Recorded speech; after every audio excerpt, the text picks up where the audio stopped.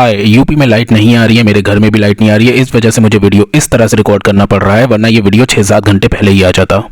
देखो, मेरे पास बहुत सारे मैसेजेस आ रहे हैं कि सर ये बताइए कि बीएचयू वाला जो फॉर्म है बनारस हिंदू यूनिवर्सिटी वाला, उसको किस तरह से भरना है और ऑफलाइन कैसे भेजना है, क्योंकि ये नोटिफिकेशन में नहीं बताया गया है। तो वही मैं आपको बताने जा रहा हूँ। हालांकि मैंने आपको ये बता दिया है इस वीडियो में बीएचयू, DSSB, हरियाणा, चंडीगढ़, बाकी जो सुपर टेट है उत्तर प्रदेश का और उत्तराखंड का, उसकी कैसे तैयारी करनी है, और बाकी बनारस हिंदू यूनिवर्सिटी का जो पीआरटी का सिलेबस है वो मैंने इस वाले वीडियो में बता रखा है, आपने देख लिया होगा। तो देखो, सिलसिलेवार तरीके से आपको बता दे रहा हूँ आपको फॉर्म कैसे भरना है। सबसे पहले क्या करना है ना, एकदम आसान भाषा में आपको बता रहा हूँ। सबसे पहले आपको एप्लीकेशन फॉर्म को ऑनलाइन भरना होगा, जो बीएचयू वाली साइट है वो भी अभी हम आगे आपको दिखाते हैं, ठीक है। उसके बाद आपको जो आपने फॉर्म ऑनलाइन भरा है ना, पेमेंट करिए, उसको पूरा डाउनलोड कर लीजिएगा, उसका प्रिंट आउट निकलवा लीजिएगा। और बाकी सारे डॉक्यूमेंट्स अभी हम आपको आगे बताएंगे कौन से डॉक्यूमेंट्स हैं, उनके साथ आपको भेजना है एक ऑफलाइन एड्रेस पे। वो एड्रेस अभी हम आपको आगे बताते हैं, ठीक है।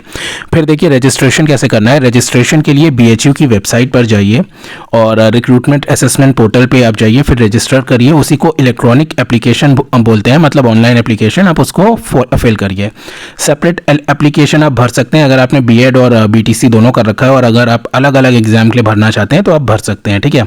लेकिन अलग अलग एप्लीकेशन आपको भरनी पड़ेगी। कई सारे एग्जाम में ऐसा होता है कि आप नहीं भर सकते हैं। अगर फोटो सिग्नेचर की बात करें तो देखिए, आपका सिग्नेचर इस फॉर्मेट में होना चाहिए, JPEG। और JPEG का फुल फॉर्म क्या होता है बताइएगा, एग्जाम में कई बार पूछा जाता है, ठीक है। 50 KB से ज़्यादा नहीं होना चाहिए, इसको आप अपलोड करेंगे। फिर आप एप्लीकेशन को कंप्लीट करेंगे। अगर सारी डिटेल आपने सही नहीं डाली, मान लीजिए आपका नाम शाहरुख खान है और आपने शाहरुख डाल दिया, तो इसको माना नहीं जाएगा। अगर आपका नाम दीपिका पादुकोण है और आपने सिर्फ पादुकोण डाल दिया, तो दीपिका नहीं डाला तो रिजेक्ट कर दिया जाएगा। समझ रहे हो ना मेरी बात को, सारी चीज़ें डालिएगा।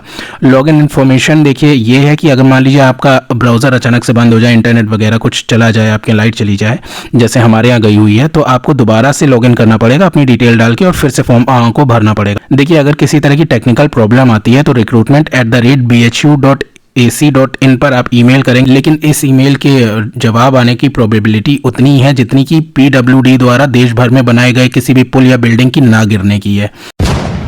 उसके बाद आप देखिए, फाइनल सबमिशन आपको कैसे करना है। सारे टैब आप जो है क्लोज कर देंगे और उसके बाद फाइनल सबमिशन करेंगे। और एंट्रीज को अच्छे से जांच लीजिएगा फीस की पेमेंट करने से पहले, क्योंकि अगर आपने पेमेंट कर दिया तो जाहिर सी बात है कि आपका पेमेंट चला जाएगा और आपको दोबारा से फॉर्म भरना पड़ेगा, करेक्शन का मौका नहीं मिलेगा, साफ साफ दिया हुआ है, ठीक है। देखो, सैलरी वगैरह के बारे में है, प्रिंसिपल पोजीशन के बारे में है, ये हम ज़्यादा डिस्कस नहीं करेंगे। शॉर्ट लिस्टिंग प्रोसेस के बारे में आपको बता दूं, इसके अंदर क्या होने वाला है ना, आपका रिटन टेस्ट होगा। जब आप उसको पास कर लोगे तो आपका प्रेजेंटेशन यानी कि डेमो होगा और एक इंटरव्यू होगा, और जो परफॉर्मेंस आपकी होगी उसी के आधार पे शॉर्टलिस्ट करा जाएगा आपको फाइनल जो भी सिलेक्शन है उसके लिए। डॉक्यूमेंट वेरिफिकेशन के लिए ओरिजिनल डॉक्यूमेंट के लिए बुला जाएगा, ये तो कोई बड़ी बात नहीं है, आप जानते ही हैं। एलिजिबिलिटी आपको पता है, सिर्फ एलिजिबल होने से आप टेस्ट या इंटरव्यू पे बुलाया जाना पक्का नहीं होता है। बाकी सब डिटेल ऐसी हैं कॉमन, जो कि आपको हर जगह देखने को मिल जाती है। ये डेपुटेशन एम्प्लॉयज़ के लिए है, ये चीज़ आपके मतलब की नहीं है। फिर है डिस्प्यूट रिजोल्यूशन, ये भी सिर्फ अपने सेफ साइड के लिए यूनिवर्सिटी वाले डालते हैं। फिर आते हैं नो ऑब्जेक्शन सर्टिफिकेट, जिसके बारे में बहुत सारे क्वेरीज आए हैं। तो NOC आपको चाहिए होगा यदि आप कहीं पे पहले से काम कर रहे हैं, और इंटरव्यू से पहले ये NOC चाहिए होगा। ऐसा नहीं है कि आपने इंटरव्यू क्लियर कर लिया और आप सिलेक्शन का रिजल्ट का इंतजार कर रहे हैं कि भाई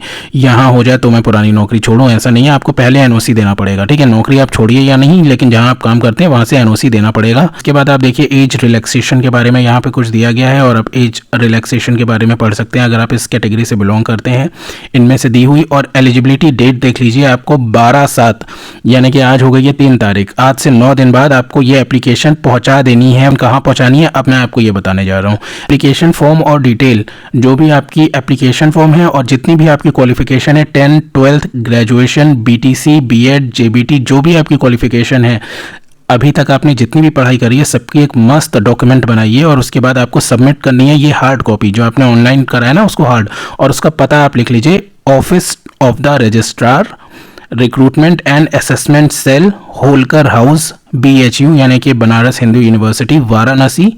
पिन कोड है 221005, उत्तर प्रदेश। और ये आपको 17/7/24 से पहले पहुंच जाना चाहिए, ऑफलाइन वाला, ठीक है। ऑनलाइन वाले की डेट 12 तारीख थी और 17 जुलाई से पहले आपका ऑफलाइन वाला पहुंच जाना चाहिए। उम्मीद करता हूं अब आप समझ गए होंगे आपको कहां पे भेजना है, कैसे भेजना है और क्या भेजना है और कितना भेजना है, ठीक है। इस वैकेंसी और आने वाली किसी भी पीआरटी वैकेंसी के लिए अगर आप तैयारी करना चाहते हैं और आप अपना 100% सिलेक्शन चाहते हैं तो आप हमारे साथ जुड़ सकते हैं दिए गए नंबर पे, और हमें दिए गए नंबर पे बस व्हाट्सएप करिएगा, कॉल हम नहीं उठा पाएंगे आपकी, ठीक है। तो मिलते हैं आपसे आने वाले वीडियोस और चैलेंजेस में और आपकी पूरी प्रिपरेशन करवाते हैं। तब तक के लिए थैंक यू सो मच।